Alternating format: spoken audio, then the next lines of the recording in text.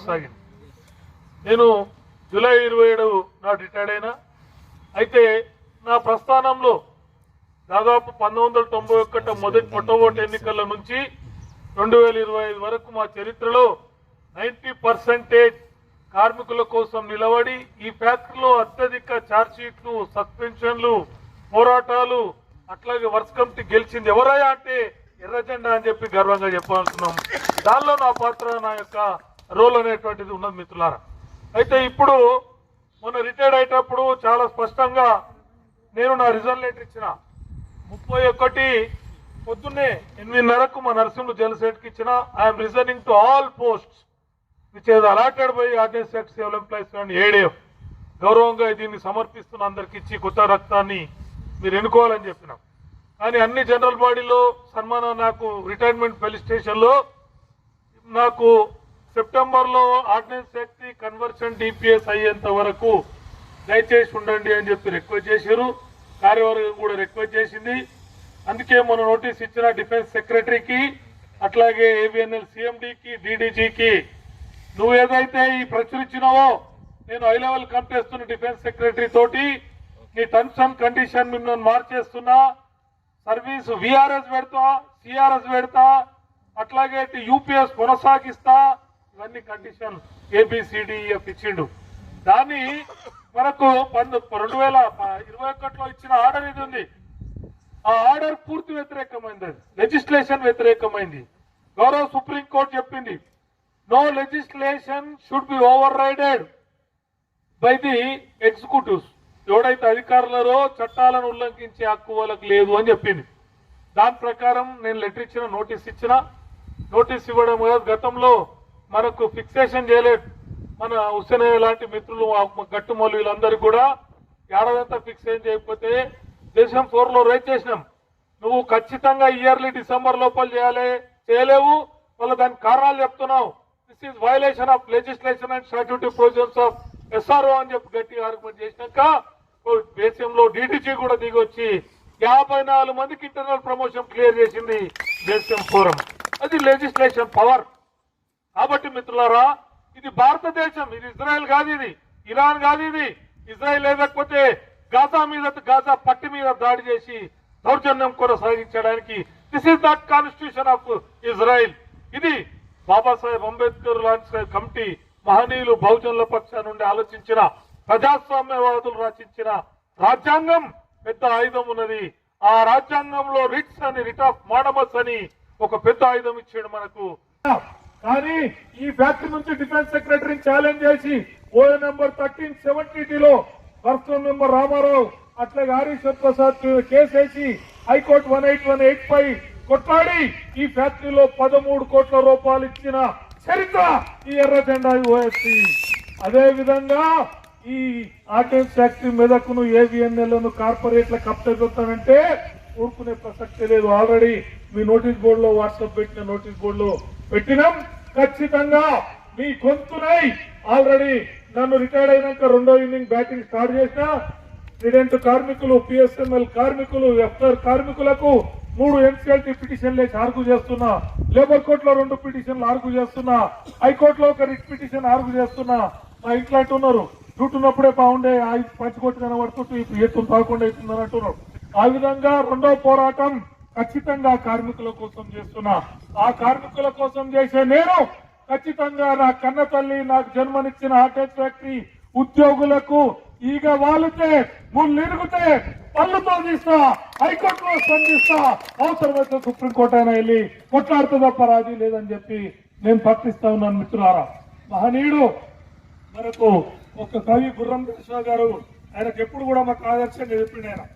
ఆయన ఏమన్నాడంటే, ప్రతిమల పెళ్లి చేయుటకు లక్షలు వేలు వెచ్చింతురు ఈ దేశమున, దుఃఖితులైన పేదలు ఫకీరుల శూన్యమైన పాత్రలను వెతుకు విధిల్చేది భారతం అని.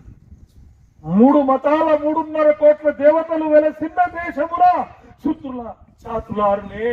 3.5 కోట్ల మంది దేశాలు, 3 మతాలు ప్రార్థనలు చేస్తున్న దేశంలో ఫకీర్లు, భిక్షగాళ్ళ చిప్పలు నిండని పరిస్థితి. కోట్ల మంది ఆకలితో అలమటిస్తున్నారు. ఆకలితో అలమటించే వాళ్ళ కోసం గొంతుగండి అని మహాకవి గురించి చెప్పినాడు మన గుర్రం కృష్ణ. మిత్రులారా, ప్రజల కోసం పనిచేయడం అనేటువంటిది మేము నేర్చుకున్నాం. ఖచ్చితంగా ఈ రోజు మీకు నేను ఎందుకు ఇది చెప్తున్నానంటే, ఈ వర్క్స్ కమిటీ ఎన్నికలు అనేటువంటివి మల్లయ్య జాగల ఎల్లయ్య ఎన్నిక కాదు. వాట్సాప్ లో ఎవడెక్క పెడితే వాడిని వేసుడు అంతకంటే గానే కాదు. ఈ రానున్న రోజులో సెప్టెంబర్ 2026 నాడు కన్వర్షన్ చేసేస్తా, సర్ప్లస్ సెల్ పెడతా, మీ ఉద్యోగాలు ఉంచా, బిఎస్ఎన్ఎల్ లాగా విఆర్ఎస్ పెట్టి పంపిస్తా, మింట్ లాగా 3 అగ్రిమెంట్లు ఇచ్చి మీకు పే కమిషన్ లేకుండా చేస్తా అంటున్నాడు ప్రభుత్వం. ఈ ప్రభుత్వం ఇంతకుముందు చెప్పిన గుర్రం జాషువా పగ్గలాగా పూజలు వాటిని పెట్టుకుని ఓట్లు అడిగే ప్రయత్నం చేస్తుంది తప్ప ఈ ప్రజలు ప్రజలు ఈ దేశానికి మూల విరాటులైన ఈ ప్రజల గురించి ఆలోచించట్లేరు. కాబట్టి మనం పోరాటం చేయకుండా ఇంకో మార్గం లేదు. మరి ఆ పోరాటాన్ని ఎవరు తీసుకుంటారు?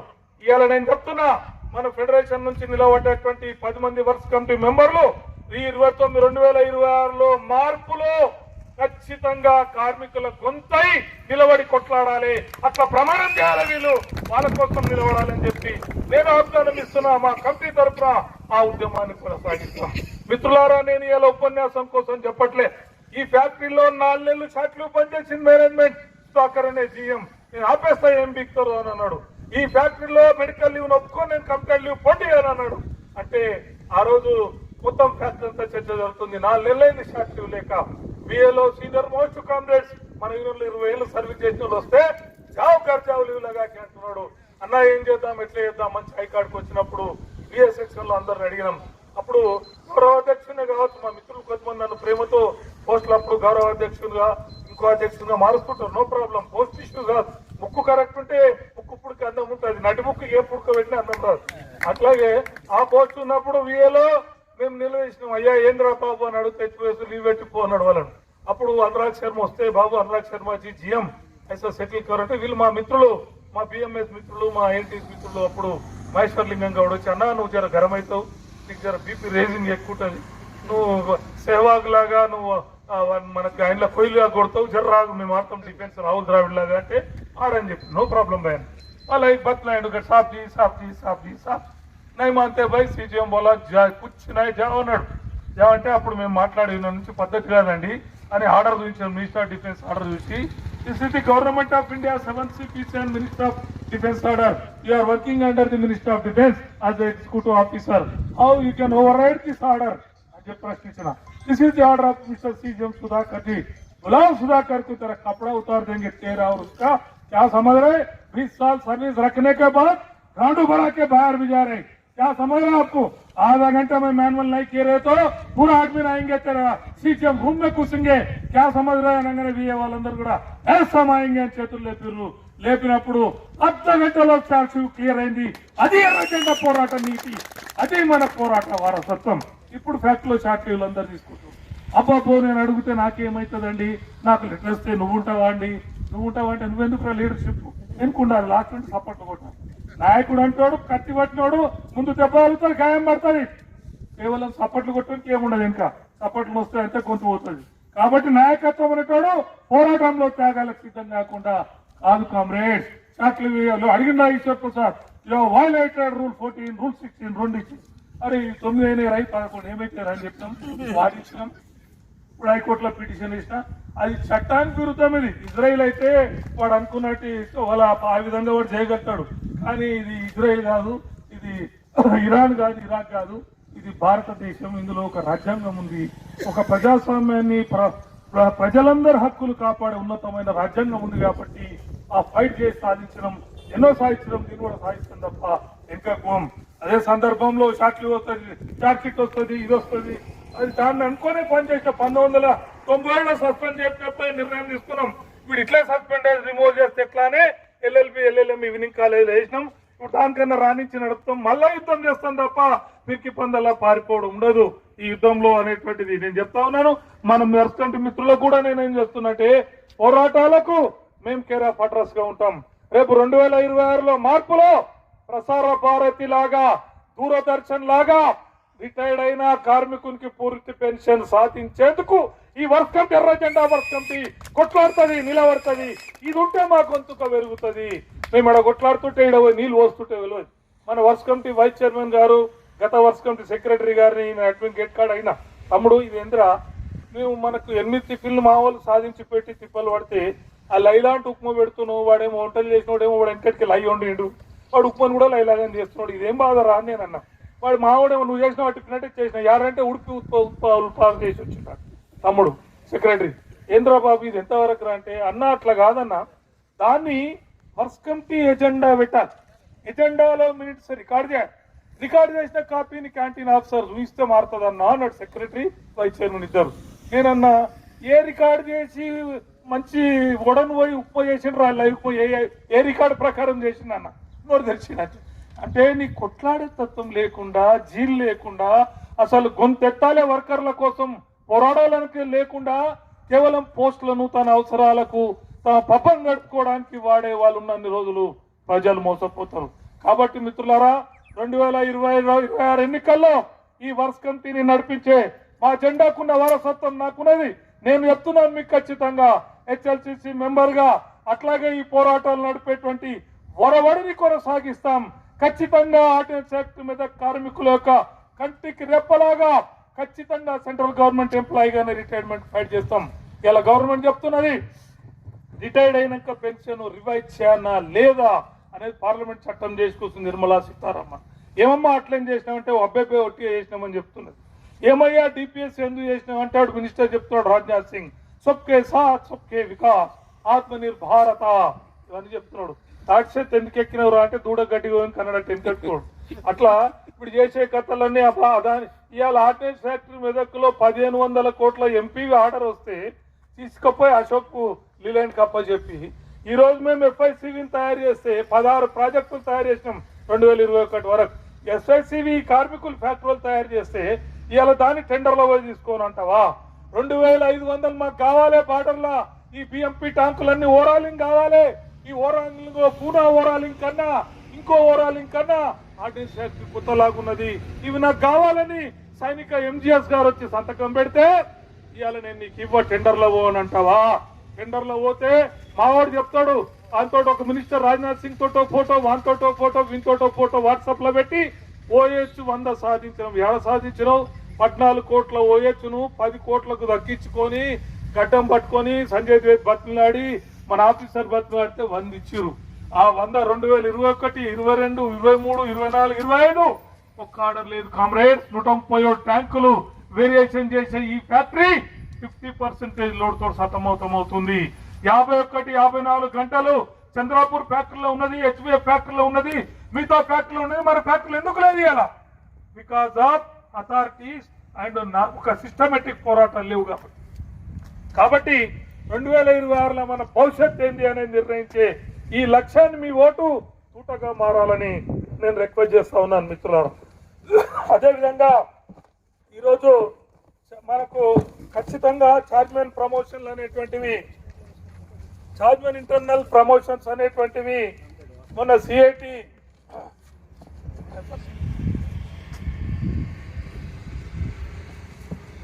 సెంట్రల్ అడ్మినిస్ట్రేషన్ ట్రిబ్యునల్ ఒరిస్సాలో కటక్లో ఒక కేసు వేసారు. ఆ కేసుకు సంబంధించి తీర్పునిస్తూ కోర్టు ఏం చెప్పిందంటే హైకోర్టు ఢిల్లీ బెంచ్లో ఏదైతే హైకోర్టు తీర్పు ఉందో ఆ 2023 తీర్పును మేము ధిక్కరించలేము. ఎందుకంటే భారత రాజ్యాంగం ఆర్టికల్ 141 చెప్తున్నది no inferior court should override supersede the supreme court's orders. Supreme court కానీ గౌరవ హైకోర్టు ఆర్డర్లు కానీ సిఐటి ఎప్పుడు కూడా సూపర్ సీడ్ చేయదు. కటక్ బెంచ్ ఏం చెప్పిందంటే అనిల్ కుమార్ బెహ్రా వర్సెస్ ఓఎఫ్ లో చాలా స్పష్టంగా మాకు హైకోర్టు తీర్పు ఉన్నది, దాన్ని నేను సూపర్ సీడ్ చేయలేను, స్టే ఉంది అని చెప్పింది. మరి జియో 23/2024లో చార్జ్మెన్ ఇంటర్నల్ ప్రమోషన్ ఇవ్వాలి, డౌటల్ సీనియారిటీని క్యాన్సిల్ చేయాలని వచ్చిన ఆర్డర్ను ఇవాళ ఆ ఛాలెంజ్ని ఎదుర్కోవాలంటే ఖచ్చితంగా ఢిల్లీ హైకోర్టులో ఛాలెంజ్ చేయాలి. ఫెడరేషన్ నాయకులతో మాట్లాడినాం, వాళ్ళు అన్నారు మేము అరేంజ్ చేస్తున్నాం అన్నారు. లేదా రమ్మంటే నేను వస్తాను చెప్పినా, ఒక 2 రౌండ్లు అయినా వచ్చి లీవ్ పెట్టైనా వస్తాను చెప్పినా ఖచ్చితంగా ఫెడరేషన్ నాయకత్వం ఢిల్లీ హైకోర్టులో, ఎందుకంటే హైకోర్టులోకి వచ్చినటువంటి ఆర్డర్ స్టే ఆర్డరు జియో అమెండ్మెంట్ కాకముందు వచ్చింది, ఆర్ఆర్ రూల్స్ అమెండ్మెంట్ కాకముందు వచ్చింది, మనకు ఇంటర్నల్ ప్రమోషన్ గజెట్ కాకముందు వచ్చింది. ఆల్రెడీ గజెట్ పబ్లిష్ అయ్యి జియో మొత్తం గవర్నమెంట్ రూల్ అయింది. కాబట్టి ఖచ్చితంగా ప్రభుత్వ ఉత్తర్వును ధిక్కరించేది కోర్టు ఎప్పుడు కూడా ప్రభుత్వ ఉత్తర్వును గౌరవిస్తుంది. కాబట్టి దీనిలో మనకు అవకాశాలున్నాయి. ఆ పోరాటాన్ని, న్యాయ పోరాటాన్ని ఖచ్చితంగా ఫెడరేషన్ కొనసాగిస్తుంది. కార్మికులకు 300 రావాలంటే ఇవాళ ప్రమోషన్ రావాలంటే హైకోర్టులో ఉన్న ఆర్డర్లో ఇంప్లీడ్ అయి సిఐటి ఆర్డర్ను కొట్టేసించి గజెట్ వెలుగులో న్యాయం కావాలని పోరాటం జరగాలి తప్ప పక్కోడు ఎల్లయని మల్లయని పిల్లయని తిడితే ఈ సమస్య పరిష్కారం కాదు. అది ఈ ఫెడరేషన్ ద్వారా చేయిస్తామని చెప్పి మీ అందరికి మేము హామీ ఇస్తున్నాం. ఖచ్చితంగా ఆ పోరాటాన్ని ముందుకు తీసుకెళ్తాం మిత్రులారా. ఇది మా బాధ్యతగా భావిస్తున్నామని చెప్పి మీకు సవినయంగా నేను తెలియజేస్తున్నాను మిత్రులారా. ఈ రాజకీయాల్లో ఇవాళ ఈ విధానాలలో మనకు భారతదేశం లోపల మనకు వేదాలు ఉపనిషత్తులే ప్రమాణం, యజ్ఞయాగాదులు సురాపానంతో నడవాలనే తత్వను బౌద్ధం జైనం చార్వాకం ఎదుర్కొని నిలబడి ఈరోజు ఒక పద్ధతుల కోసం కొట్లాడి సమాజంలో ఔన్నత్యాన్ని పశువుల మనిషి మెడ మీద ఉన్న కాడిని పశువు మీద మార్చింది బౌద్ధం. ఇవాళ అలాంటి మీరు ఇవాళ మాందాపురంలో ఇక్కడనే ఉన్నటువంటి మన ఎల్లకొండలో ఉన్న ఆలయం గమనించండి. బౌద్ధులు ఒక రూమ్ లో కూర్చొని ఉద్బోధన చేసిన మహనీయులు అక్కడ ఉన్నారు. మానవ సమాజంలో సమాజహితం కోరినటువంటి వారసత్వం బౌద్ధంలో, చార్వాకంలో, జైనంలో, వంశకంలో ఉన్నది. మనం ఈ రోజు 2025 లోపల ఇంకా మనం వెనుకటి వాదాలే మనువాద శాస్త్రాన్ని అమలు చేస్తానంటున్నాడు. రాజ్యాంగంలో పీఠిక మారుస్తానంటుంది బీజేపీ. మనువాదాన్నే మొత్తం కులాల వ్యవస్థను మళ్ళా చేస్తా అంటున్న బీజేపీ. అసలు ఈ ఆర్డినెన్స్ ఫ్యాక్టరీలు ఏ డిఫెన్స్ సెక్టార్ ఫ్యాక్టరీలు దేశంలో ఉండదు. We're not owners of the factory, will not run any factory, we're administrators only అన్న నిర్మలా సీతారామన్ పార్లమెంట్ లో. అంటే ఈ రోజు హెచ్ఏఎల్ కు అన్ని ఫ్యాక్టరీలకు కూడా ప్రమాదం వచ్చింది. రాజ్యాంగంలో ఇవాళ మనకు కామధేను కల్పవృక్షం లాంటి పబ్లిక్ సెక్టార్ లో ఈ ఫ్యాక్టరీలో 3200 మందికి ఉద్యోగాలు దొరికినాయి. ఇంకా 151 మంది ఎల్డీపీలకు దొరకలేవు. ఆ రోజు 4000 ఎకరా ఇచ్చారు భూమిని, నాకు ఒక ఉద్యోగం పట్టాకు దొరుకుతుందని. ఈ రోజు ఇవాళ 2 కోట్లు అయిపోయింది. ఈ రోజు కనుక నువ్వు కార్పొరేషన్ చేస్తానంటే 3 గ్రాముల ఎల్డీ కమిటీని నేను నడిపిన ఢిల్లీకి పోయినా కమిటీ కోఆర్డినేషన్ ఉన్నది. కొడక ఈ factory ordnance factory central government ఉంటేనే భూమి ఇచ్చినాం, కార్పొరేషన్ కి ఇస్తే మా భూమి మాకు ఆకర్షణ యుద్ధం కూడా ఇక్కడనే ప్రారంభిస్తాం. ఆర్డినెన్స్ ఫ్యాక్టరీ మెదక్లో నిన్ను వదిలే ప్రసక్తే లేదని చెప్పి ఈ సందర్భంగా తెలియజేస్తున్నాను. అదేవిధంగా మిత్రులారా, ఈరోజు వీళ్ళు మొత్తం సర్వనాశనం అయిపోయి పరిస్థితి తెచ్చారు. అంటే ఆర్డినెన్స్ ఫ్యాక్టరీ హాస్పిటల్ కోసం మేము ఫస్ట్ వర్కం సెక్రటరీ నేను కొట్లాడితే 50 బెడ్ల హాస్పిటల్ తెచ్చినాం. మొన్న నేను వారం కింద పోయి చూస్తే బాధ అనిపిస్తున్నది. ఒక సిస్టర్ రూమ్ లో 2 సిస్టర్లు డాక్టర్ తప్ప అన్ని రూమ్లు ఖాళీ అయిపోయినాయి. మొత్తం శ్మశాన వాటిక తయారు చేశారు. ఒక్క రూమ్ లో అప్పుడు కొట్లాడి WF తోటి 5.5 లక్షల ఐసీయూ బెడ్ పెట్టించినాం. అవన్నీ కూడా నిర్వీర్యం అయిపోయినాయి. దాన్ని CGHS లో మారుస్తాం అంటున్నారు, ఉంచము అంటున్నారు. వాళ్ళు ఉద్యోగంలోకి వెళ్ళి తీసేసారు. అట్లాగే ఈరోజు రిక్రూట్మెంట్, పర్మనెంట్ రిక్రూట్మెంట్ మొత్తం బంద్ పెట్టారు. మరి సామాజిక న్యాయం ఎట్లా ఏర్పడుతుంది? మనువాదాన్ని పెడుతున్నాడు, రాజ్యాంగ పీఠికను మారుస్తానంటున్నాడు, సామాజిక న్యాయం చేసే కంపల్సరీ అపాయింట్మెంట్ రద్దు చేసిండు, డైరెక్ట్ ఉద్యోగ